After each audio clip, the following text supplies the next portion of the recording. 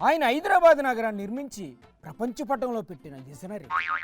Internet, కంప్యూటర్లు, cell ఫోన్లు కనిపెట్టిన మహామేధావి. తుఫాన్లను కంట్రోల్ చేసిన సైంటిస్టు.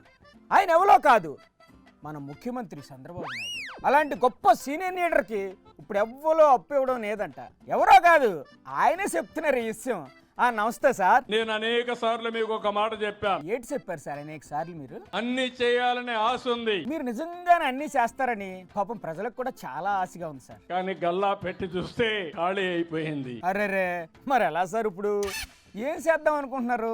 అప్పులు తేవాలంటే ఇచ్చేవాళ్ళు కూడా రావడం లేదు. మీరు అడిగినా కూడా ఎవ్వరూ అప్పు ఇవ్వడం లేదా సార్? మీరు కూడా ఒక్కసారి ఆలోచించండి. ఏం ఆలోచించమంటారు సార్ మమ్మల్ని? మీ ఊర్లో ఎవరైనా డబ్బులు కావాలంటే పరపతి ఉంటే, డబ్బులు తిరిగి ఇస్తాడని నమ్మకం ఉంటే అప్పిస్తారు. లేకుంటే ఇస్తారమ్మా? మీకు నమ్మకం లేకపోతే ఎవడిస్తాడు సార్? రూపాయి కూడా ఇవ్వడు. ఇవ్వరు కదా. నా పరిస్థితి కూడా అదే. అంటే మీ మీద అప్పులు ఇచ్చే వాళ్ళు ఎవ్వరికి నమ్మకం లేదా సార్? నా మీద నమ్మకం ఉంది. మరి విశ్వాసం లేదా సార్? విశ్వాసం ఉంది. అన్ని ఉన్నా అల్లుడి నోట్లో శని అన్నట్టు మీ మీద నమ్మకం, విశ్వాసం ఉన్నప్పుడు అప్పులు ఇచ్చేవాళ్ళు మిమ్మల్ని చూడగానే ఎందుకు పారిపోతున్నారు సార్? ఒక మాటలో చెప్పాలంటే ముఖ్యమంత్రి పదవి నాకు కొత్త కాదు. మళ్ళీ ఎక్కడికో వెళ్ళిపోయారు గురుగారు.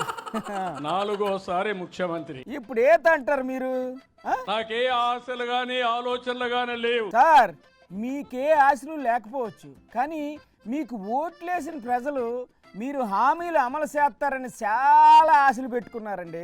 నేను సూపర్ 6 చెప్పాను. అదే ఆ సూపర్ 6 ఎప్పుడు అమలు చేస్తారో అది చెప్పండి ముందు. అన్నిటికీ ఒక్కొక్కటే ఇచ్చుకుంటూ ముందు పోతున్నాం. ఇస్తాం, ఇస్తున్నాం, ఇచ్చేసాం, ఇలా చెప్పుకుంటూ పోవడమేనా?